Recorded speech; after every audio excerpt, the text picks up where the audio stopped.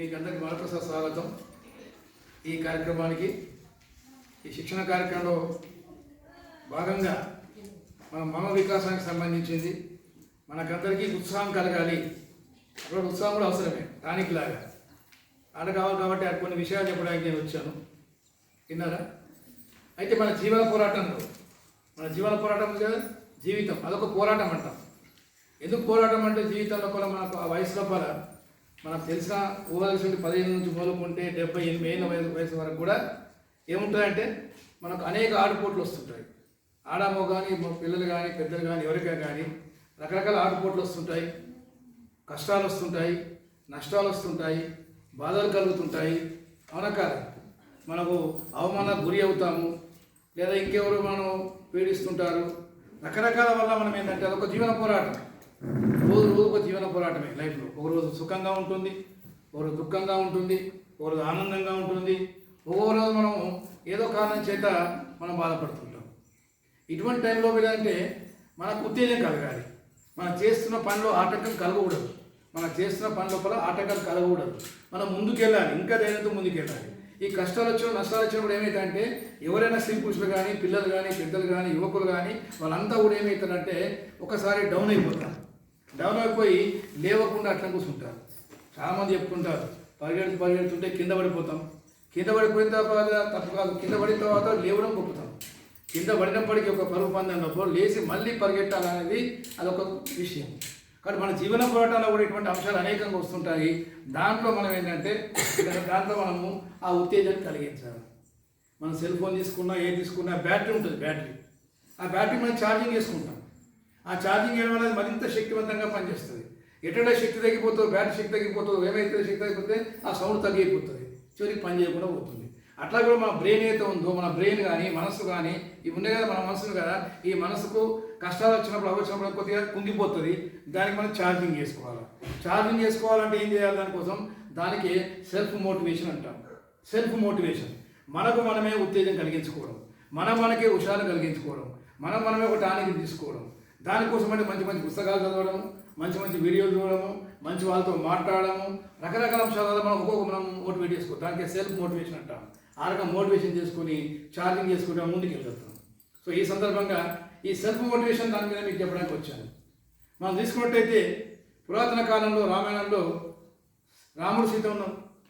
మీ గుర్తు సీత ఎంత సుకుమారంగా పెరిగిందో మీకు తెలుసు. ఆ తర్వాత శ్రీరామచంద్రబాబుని పెళ్లి చేసుకుంటుంది. యువరాజు ఒక పట్టాభిషేకం నిర్ణయిస్తాడు దశరథుడు. పట్టాభిషేకం కూడా తయారైపోతుంది. రాత్రి అంతా మంగళ స్నానాలు చేస్తుంటారు. తెల్లారితే పట్టాభిషేకం. కానీ మంత్ర పొందడం వల్ల ఏమవుతుంది? కైకేయి ఏం చేస్తుంది? ఒక వరం అడగరాని వరం అడుగుతుంది. ఏమడుగుతుందంటే రాముడు సీత ఇద్దరు సింహాసనం వదిలిపెట్టాలి, రాజ్యం వదిలిపెట్టాలి. చూడండి, రాజు కాబోయే వ్యక్తి రాజ్యానికి అధికారం రాబోతుంది, రాజ్యం వదిలిపెట్టాలి, అధికారం వదిలిపెట్టాలి. అంతేకాదు, అంతకైతే పర్వాలేదు. మరి ఆ తర్వాత రాజ్యం వదిలిపెట్టడం కాకుండా ఏమైందంటే ఇంకోటి వీళ్ళు అడవిలో పోవాలి. ఊళ్ళో ఉంటే ఏమవుతుంది? మాలో ఉండడానికి వీల్లేదు, అడవిలోకి పోవాలి. అడవిలోకి మామూలుగా పోవడం కాదు, నార బట్టలు కట్టుకొని పోవాలి. మామూలు మన 100 వస్త్రాలు కాకుండా నారతో చేసిన వస్త్రాలు, అంటే మామూలు నిరాడంగా అటువంటి వస్త్రాలు కట్టుకొని కొన్ని ఏళ్ల పాటు వనవాసంలో ఉండాలి. అవునా కాదు? చూడు ఒక్కసారి ఎట్లయిపోయింది. ఎంత మనం అనుకుంటాం చూడు, మనకేదో చిన్న కష్టం వస్తే మనం బాధపడతామే, చిన్న ఏదో నష్టం వస్తే ఎంతో కింద కుంగిపోతామే. చాలామంది డిప్రెషన్ గురవుతారే. ఒక పేపర్ ఫెయిల్ అయితే ఒక అబ్బాయి కానీ అమ్మాయి కానీ మనం చూస్తున్నాం ఎట్లా ఇదైపోతారు, లేదా ఆర్థిక నష్టం జరిగితే మనం ఎట్లా ఇదవుతారు. కానీ ఒక అధికారాన్ని పొందవలసిన వ్యక్తి, అటువంటి వ్యక్తి రాజ్యాన్ని కోల్పోయాడు. రాజ్యం కోల్పోవడం కాదు, అడుగులో పోవడం కాదు, గమ్మత్తు అడుగులో పోవడం కాదు, మామూలు పట్లాడుకొని ఎడమంటే అక్కడ ఉండాలి. ఒక్కడిగా 2 నెలలు కొన్ని ఏళ్ళ పాటు ఉండాలి. సరే రాముడు పోతా అంటాడు. కానీ రాముడు పోతా అంటే ఏం చేస్తే సీత కైకేయి అడిగింది కేవలం రాముడికి మాత్రమే పొమ్మని, సీతను పొమ్మని లేదు. కానీ సీత ఏంటంటే నేను ధర్మపత్ని కాబట్టి, నీతో చేదుడు మన జీవనంలో సగభాగం కాబట్టి చేదుడు బాధలుగా ఉంటాను, ఆనందంలో కానీ కష్టంలో కానీ సుఖంలో కానీ అన్నింటిలో కూడా నేను సమాన భాగము, అందుకే జీవిత భాగస్వామి అంటాము, మీతోనే నా జీవితం అని చెప్పి ఒక భర్తను నమ్ముకొని ఆ భర్తను ఆధార చేసుకొని లేదు నేను ఉండను. అందరూ ఆ ఉద్దేశాన్ని వినకుండా శ్రీరాముడితో అడవులకి వెళ్ళిపోతే మీ తెలుసు కథ అంతా మీకు అంత చెప్పాల్సిన పని లేదు. ఎన్ని కష్టాలు, ఎంత ఇది ఇబ్బంది. మన కళ్ళ నీళ్ళు వస్తుంటాయి. మీకు రామాయణ చదివితే మన కళ్ళ నీళ్ళు వస్తుంటాయి. కదా ఎక్కడ చలి వాన ఎండ ఎట్లా ఉంటుంది కుటీర పరిస్థితి అదేది మన కుటీరంలో ఉన్నట్టు కుటీరంలో ఉండడము ఎంత ఇది ఉంటుంది చూడండి. అయినా కానీ ఆమె ఏంటంటే అన్నింటినీ కూడా ఆనందంగా స్వీకరిస్తుంది. భర్త తోడుకున్నాడు కాబట్టి బ్రాహ్మణ తోడుకున్నాడు అన్ని ఆనందంగా స్వీకరిస్తుంది. చివరికి ఏమవుతుంది, ఈవెన్ రావణుడు వచ్చేసి ఎత్తుకొని పోతాడు కదా, మొత్తం ఎత్తుకొని పోయి ఇట్లా భూమి బడుకు ఎత్తి భూమి అనామం తీసుకుపోయి లంకలో వచ్చేస్తాడు. అక్కడ రాక్షసుల మధ్యన సావాసం, ఎందరో మంది రాక్షసులు ఉంటారు, భయపెట్టిస్తుంటారు. అనుక్షణం ఇది అయినా ఆమె మనోధైర్యం కోల్పోదు. నా రాముడు వస్తాడు, నన్ను తీసుకుపోతాడు, ఈ రావణుడు జయిస్తాడని చెప్పి ఒక ఆత్మవిశ్వాసం, భర్త పైన విశ్వాసం కదా ఆ ఉండడం వల్ల ఏమిటంటే అట్లే ఉంటుంది. చివరికి మనకు తెలుసు కథ విజయవంతంగా పూర్తవుతుంది. మరి మీరు అనొచ్చు, సార్ మీరు బాగా చెప్తారు ఇదంతా రామాయణము ఆ కాలంది, మరి ఈ కాలం వేరు ఆ కాలం వేరు, అది ఆ కాలం వేరు ఈ కాలం త్రేతాయుగం, మరి ఇది కలియుగం, ఈ కలియుగం అట్లా ఇలా వీలవుతుందా అని చెప్పి మనం అనుకునే అవకాశం ఉంటుంది. అవునా కదా. ఈ కలియుగంలో కూడా చాలామంది ఉన్నారు, చాలామంది ఎన్నో కష్టాలను ఎదుర్కొని కూడా పైకి వచ్చిన వాళ్ళు చాలామంది ఉన్నారు. ఆ ఎగ్జాంపుల్ చెప్పడానికి నేను వచ్చాను. నేను పుస్తకాలు చదువుతుంటాను, వీడియో చూస్తుంటాను, లెక్చర్స్ ఇస్తుంటాను. అయితే అందులో ఒకటి ఏంటంటే, ఒక ఆమె వరంగల్ జిల్లా దగ్గర ఒక పల్లెటూరులో ఆమె ఒక 5 కుటుంబము, అందులో ఒక ఆమె ఒకటి. ఆమె పెరుగుతూ ఉంది. అను బీద కుటుంబం, ఒక 3-4 ఎకరాల వ్యవసాయం మాత్రమే, పంట కూడా పండదు. అటువంటి ఏం చేయాలి, ఆమె అక్కడ చదువుతుంది, ప్రైమరీ ఎడ్యుకేషన్ చేస్తుంటుంది. ఆ తర్వాత ఆమె చదవాలంటే ఎట్లా, తను ఏం చేస్తాడు, నాతో వీలు కాదని చెప్పేసి ఆమెను వరంగల్ తీసుకుపోతాడు. వరంగల్ ఒక బాలసదనం ఉంటుంది. ఆ బాలసదనం ఏంటంటే అదొకటి ఏంటంటే తల్లిదండ్రి లేని పిల్లల కోసం ఉన్నది. అటువంటి అనాథాశ్రమం లాగా అన్నట్టు. అటువంటి బాలసదనంలో ఆమెకు తల్లి లేని చెప్పి తండ్రి తీసుకుపోయి భగవతమ్మ తల్లి ఉండని కూడా తల్లి అని చెప్తున్నాడు. నాది ఎవరు చెప్తాడు, తండ్రి చెప్తాడు. ఈమెకు తల్లి లేదని చెప్పి తండ్రి చెప్తాడు. ఎంత బాధ కలుగుతుంది ఆ పశువులయానికి. ఆయన ఇది చేసుకుంటుంది, ఆ హాస్టల్లో ఉంటుంది, ఆ అనారోగ్య పరిస్థితులు వయస్సు ఎట్లా ఉంటుందో అయినా తట్టుకుంటుంది. పుండ్లు అవుతాయి, అవన్నీ అయిపోతాయి, క్రీమ్ పెట్టుకుంటుంది, చర్మ వ్యాధులు వస్తుంటాయి, అయినా తట్టుకొని ఆమె 10th అయిపోతుంది. 10th మంచి క్లాస్లో పాస్ అయిపోతుంది. మంచి క్లాస్లో కాదు, తండ్రి వస్తాడు. తండ్రి వచ్చేసి నడు ఇంటికి అంటాడు. ఎందుకు ఇంటికి, నీకు పెళ్లి చేద్దాం అనుకుంటున్నాను అంటాడు. ఇంటికి చదువు ఇంటికి తీసుకుపోతా అనుకుంటాడు. తీసుకుపోతా అంటే ఈమె కోరిక ఏంటంటే, చూడండి మనకందరి కోరికలు ఉంటాయి. ఆడ మగ భేదం లేదు, అమ్మాయిలు అబ్బాయిలు భేదం లేదు, అందరికి కోరికలు ఉంటాయి. ఆమె కోరిక ఏంటంటే నేను డాక్టర్ని కావాలని. చూడండి, డాక్టర్ కావాల కోరిక కదా, ఫస్ట్ హృదయం డాక్టర్ కావాల కోరిక. కానీ నిర్లక్ష్యంగా తండ్రి ఏం చేస్తాడంటే ఆమె తీసుకుపోయి ఇంట్లో పెట్టేసి ఆడ వ్యవసాయ పనులకు అప్పచెప్తాడు. తల్లి అంటది, పెద్ద అమ్మాయి కదా, ఈ పెద్ద అమ్మాయి మరి ఉన్నది పెళ్లి చేయాలని అంటే ఏమంటే నాకు 16 ఏళ్ళుగా అర్థమవుతాను కానీ ఈనాడు తల్లిదండ్రి బలవంతంగా పెళ్లి చేయడానికి ప్రయత్నం చేస్తారు. అంటే ఈలోగా ఏం చేస్తారు, ఆ కూలి పని చేసి అంత ఉమ్మడి కుటుంబం అక్కడ పనిచేస్తూ ఉంటుంది. ఆ పని చేసి ఆ రకంగా ఇది చేస్తుంటుంది. చూస్తుంటే ఒక 6 నెలలు కాగానే గర్భవతి అవుతుంది, మళ్ళీ తల్లి అయిపోతుంది. ఆమె బాధేస్తుంది, అరే ఇంత చిన్న వయసులో తల్లి కావడం ఏంటి, సార్ తల్లి కావాలి, మరి ఎట్లా అయిపోయింది కాబట్టి ఆమె ఏం చేయాలి, పిల్లలకు పాలు ఇవ్వాలి. పాలు సరిగ్గా రావడం లేదు, మరి రావడం లేదంటే తన భర్త కలుగుతుంది, పాల తీసుకురమ్మని. నా డబ్బులు ఎక్కడ అనుకుంటున్నాం, మనం ఇది అనుకుంటున్నామా, నా డబ్బులు లేవు అది చేస్తుంటే ఆ రకం మళ్ళీ ఆమె అతి కష్టంగా బాగా ఇబ్బంది, అత్తయ్య ఇబ్బంది పెడుతుంటుంది, తోడుకోడు ఇబ్బంది పెడుతుంటుంది, అందరు ఇబ్బంది పెడుతుంటారు. బాగా అనుక్షణం మీద పెడుతుంటారు. పిల్లలకు పాలు ఆమె ఏం చేయాలో అర్థం కాకుండా ఉంటుంది. చేలకు పనిపోతుంది, కైకి చేస్తుంది, 5 రూపాయల కూలి పని కోసం కూడా పని చేస్తుంది, పిల్లలు సాకే ప్రయత్నం చేస్తుంది. ఈలోగా మళ్ళీ ఆడది అయిపోయిందో లేదో మళ్ళీ రెండోసారి గర్భవతి అవుతుంది. రెండోసారి అమ్మాయిగా మళ్ళీ లేవని అనేవరకల్లా ఏం చేస్తారంటే అక్కడ ఈ బావ ఎవరితో ఆయన కోటి లీడర్ టైప్ అన్నాడు, చిన్న లీడర్. ఆయన మంది పాటిస్తుంటాడు, అప్పుడు పెద్ద పాటిస్తుంటాడు. అక్కడ పక్కన కొన్ని బీర్ బాటల్స్ వాడు ఉంటాయి, 10 బీర్ బాటలు, ఒక కుప్ప వాడు ఉంటాయి. చివరికి ఆయన ఏం చేస్తారు, పాల కోసం ఏం చేస్తారు, బీర్ బాటలు ఉన్నాడు, దొంగతనం మీద కన్నదే కాబట్టి 10 తీసేసుకొని ఆ బాటిల్ తీసుకొని అమ్ముకొని పాలు చేస్తుంది. ఎలా తోడుకోండి అంటుంది. ఓ 10 బాటలు తక్కువ అమ్ముకున్నామా, ఏ సంగతి అడుగుతూ బేరుస్తుంది. ఆమె బాధపడిపోతుంది. ఇది పరిస్థితి. ఇట్లాంటి పరిస్థితుల్లో బతకాలని ఆమె అనుకుంటుంది. భర్త ఆత్మహత్య చేసుకుంది. ఏం చేస్తామే, డిప్రెషన్ గురైపోతుంది. డిప్రెషన్ గురి కాగానే ఆత్మహత్య చేసుకునే ప్రయత్నం చేస్తూ ఉంటుంది. 2 పిల్లలు తీసుకొని బాగులేరిపోతుంది. చుట్టుపక్కల పొలాలు జనం అంటుంటారు. అలా అనుకుంటారు, ఇంత కొట్లాడి ఎప్పుడు నడుస్తుంటాయి. ఈ అమ్మాయి అనికి వచ్చింది, కూర్చొని పోతలే అనుకున్నారు. 5 అయిపోయింది, 5 కానీ అందరూ వెళ్ళిపోయారు. ఈ అమ్మాయి పోతే మిగిలింది, 2 పిల్లలు ఉన్నారు. ఏం చేస్తే చీకటి పడగానే ఏం చేస్తున్నారు, మెల్లగా అంత పెద్ద అమ్మాయి అక్కడ పడుకొని ఉంటుంది, నిద్ర ఉంటుంది. ఈ చిన్న పాప తీసుకుంటుంది. చిన్న పాప తీసుకుపోయి బావి దగ్గర పోయి ఆమె గుంటె తెరిగిపోతుంది.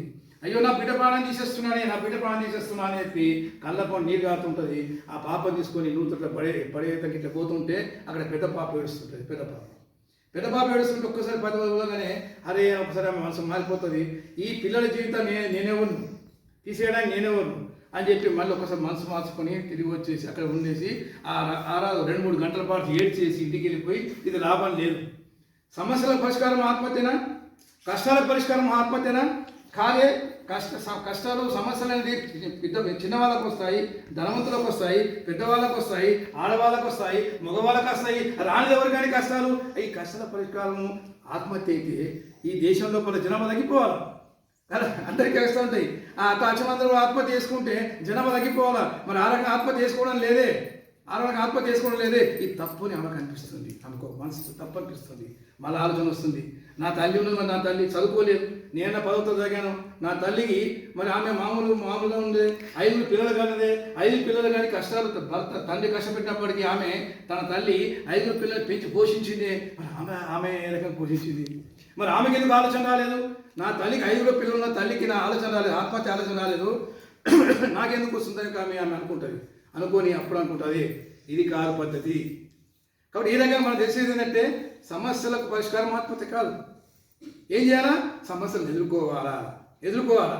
అప్పుడు ఆ అమ్మాయి చేస్తుంది. చూడండి, ఇక్కడ నుంచి కథ మొదలు ఆమె ఏం చేస్తుందంటే కూడా భర్తతో పోటాడుతుంది. వరంగల్ పోదామంటే కూడా వినరు. అయితే అంత ముందు ఏంటంటే అదే కాలంలో ఆ పాల కోసం ఏం చేస్తుందంటే ఆమె ఆ ఊళ్ళోని వైద్యుల విద్యా కేంద్రం ఏర్పడుతుంది. వైద్యుల విద్యా కేంద్రం ఏర్పడితే ఆ వైద్యుల కేంద్రంలో ఆమె పాఠాలు చెప్తుంది, పెద్దవాళ్ళ పాఠాలు చెప్తుంది. కొన్ని రూపాయలు వస్తుంటాయి, 100 రూపాయలు వస్తుంటాయి. దాంతో ఆమె పిల్లలు పోసి వస్తుంటుంది. ఇక అని చెప్పి అది కూడా చెప్పేసి చివరికి భర్తతో మాట్లాడి హన్మకొండ పోదామంటుంది. హన్మకొండ పోదామంటే భర్త రాడు. తల్లి చెప్పిన మాట, తల్లి ఇట్లా ఏం చెప్తే తల్లి మాట గీత దాటడు, అంతే దాటడు. తల్లి చెప్పినట్టు రాసింది, రాడు. నువ్వు అని అంటాడు. అప్పుడు ఆమె ఒక బస్తాలో ఒక స్టవ్ 2 గిన్నెలు పట్టుకొని పోయి ఇంకొక 2 చీరలు పట్టుకొని పోయి హన్మకొండలో 60 రూపాయల రూమ్ రెంట్ కోసం తీసుకొని హన్మకొండ రెడ్డి కాలనీ లోపల ఇల్లు కిరాయి తీసుకుంటుంది. అక్కడ పనిచేయడానికి ప్రయత్నం చేస్తుంటుంది. అక్కడ ఏంటంటే అక్కడ ఎన్ఎస్వి అంటే ఏమంటారంటే నేషనల్ యూత్ వాలంటీర్ పోస్ట్ దొరుకుతుంది. నెహ్రూ కేంద్ర తరఫున 120 రూపాయల జీతం. దానికోసం ఏం చేయాలా? ఊళ్ళలోకి పోవాలా, మీలాంటి ఆ మహిళలను జమ చేయాలా, ఒక దగ్గర గ్రూప్ వేయాలా, అదే టైలరింగ్ నేర్పాలా, కుట్టిషన్ నేర్పాలా, రకరకాల పని నేర్పించాలా, అటెండెన్స్ తీసుకోవాలా. ఇది ఆమె పని. ఆ రకంగా ఆమె చేస్తుంటే 1 ఇయర్ పాటు అట్లా పని చేస్తుంటుంది. మరి అదంతా 120 రూపాయలు ఏం గడుస్తుంది? గడదు కదా. ఆయన చేస్తారు. రాత్రి కూడా ఏం చేయాలి అర్థం కాక ఇంటి పక్కన ఒక ఆమె ఉంటుంది. ఆమె టైలరింగ్ పని చేస్తుంటుంది. పెట్టి కోర్సు కుడుతుంది. అయితే 2 రూపాయలకు ఒక పెట్టి కోట్, పెట్టి కోట్ కుడితే 2 రూపాయలు. రోజు రాత్రి పూట కూర్చొని 10 పెట్టి కోట్లు కుట్టే ప్రయత్నం చేస్తుంది. అట్ట డబ్బు సంపాదించుకుంటుంది. ఆ రకంగా 1 ఇయర్ అయిపోతుంది. 1 ఇయర్ కాగానే ఆ పోస్ట్ అయిపోతుంది. మళ్ళీ ఇంకోలో పట్టుకొని అక్కడే వరంగల్లో ఒక లైబ్రరీయన్ చిన్న జనశిక్షణ సంస్థ ఉంటుంది. అక్కడ దానిలో చేస్తుంది.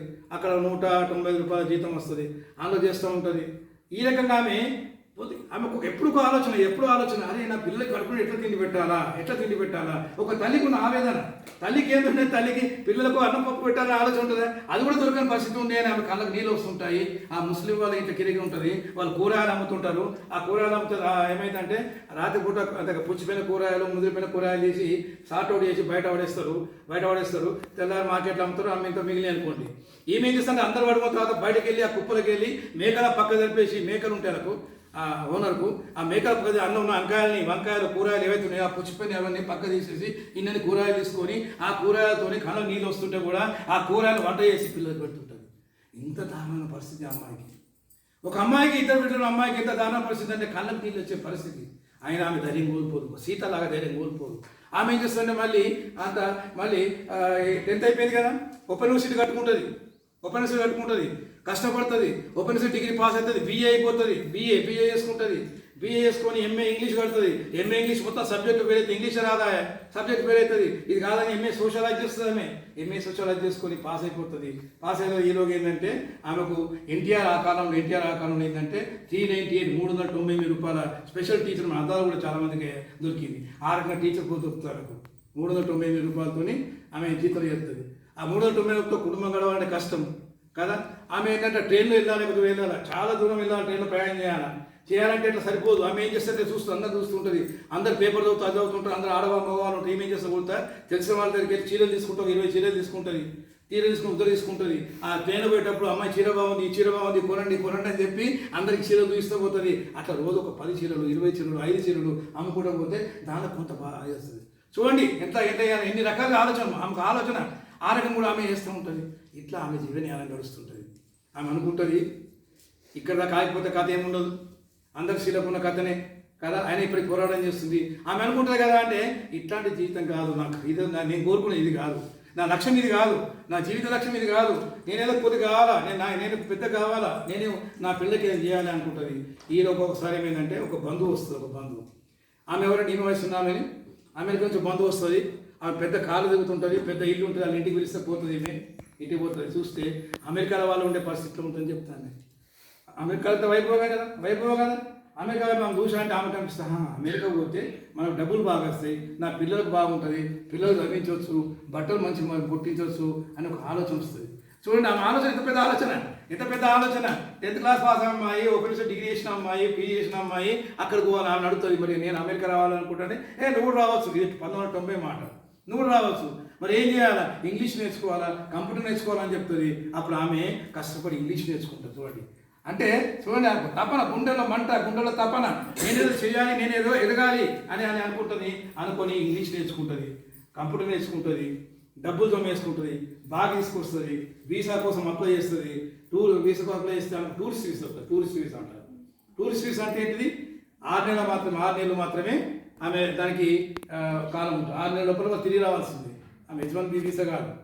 అట్లా ఆమె మొత్తం అంతా పిల్లలంతా కూడా హాస్టల్ వేసేసి ఆమె అమెరికా వెళ్ళిపోతుంది. అమెరికా వెళ్ళిపోగానే అక్కడ తిరుగుతూ ఇంగ్లీష్ రాదు, ఏనా చాలా కష్టపడుతుంది. పక్కన తెలుగు వాళ్ళు ఉంటారు, వాళ్ళు సహాయం చేస్తారు. వాళ్ళతో ఒక రెంట్ రూమ్లో ఉంటుంది. ఈయన ఒక బంధువు ఉందని చెప్పినా కానీ బంధువు నేను మీ ఇంటికి వస్తాను రండి అని చెప్తాను. అంటే రాగానే మా ఇంట్లో ఆ రూమ్లో ఉండు, కానీ మొత్తం ఇల్లంతా పని చేయాలా, ఇంట్లో అన్ని పనులు చేయాలా, మొత్తం ఇల్లు చూడాలా, కుక్కలను పెంచాలా, అన్నీ చేయాలా, మొత్తం దినమంతా పని చేసుకుంటుంది ఆమె ఈమెతో. ఇక ఈమెకు ఉద్యోగంకి అవకాశమే లేదు. ఇట్లా కొన్ని రోజులు గడిచిపోతుంది. ఎట్లనే అక్షరం లేదు, డబ్బులు సంపాదించలేదు కదా, మరి ఇది కాదు కదా నాకు ఉద్యోగం రావాలని చెప్పేసి అక్కడి నుంచి మారిపోతుంది, ఇంకో చోట పోతుంది, ఇంకో సహకారుని ఒక కంపెనీలో పనిచేస్తుంది. 2 నెలలు అయిపోతుంది. ఆ కంపెనీలో ఉద్యోగం శాలరీ తక్కువ ఉంటుంది. మరో కంపెనీకి పోతే శాలరీ దొరుకుతుంది, పోతుంది. పోతే అక్కడ శాలరీ ఎక్కువ ఉంటుంది, కానీ మధ్యంతరం తీసేస్తాం కూడా నడిపోతుంది.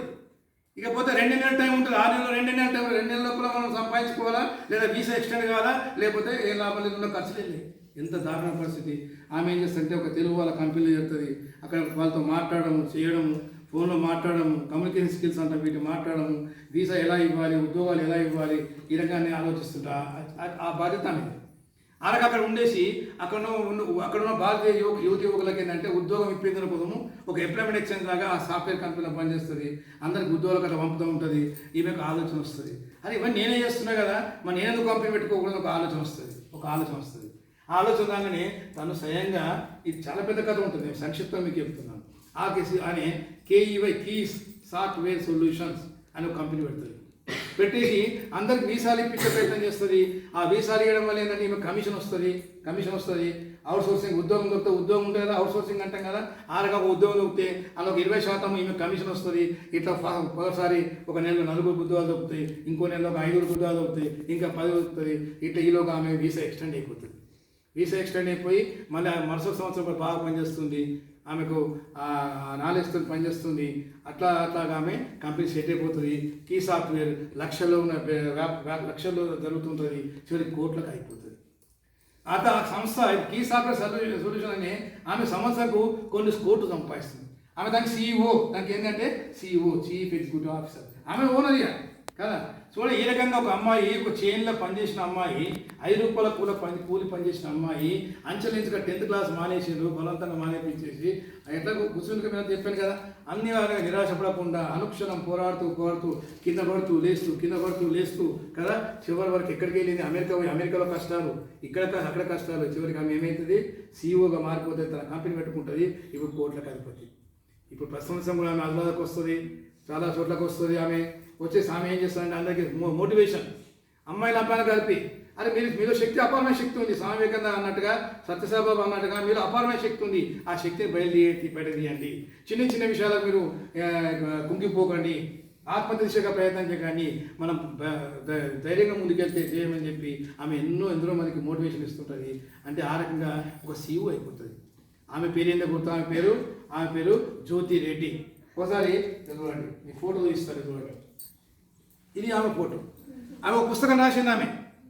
ఆమె తన జీవిత కథ అంతా కూడా ఏం చేసిందంటే ఆత్మకథను అంతా కూడా ఒక పుస్తకం తీసుకొచ్చింది. 10 మందికి ఉపయోగపడాలా, ఆడవాళ్ళకు మగవాళ్ళకు యువతకు ఉపయోగపడాలా, ఇది కష్టాలు సహజము.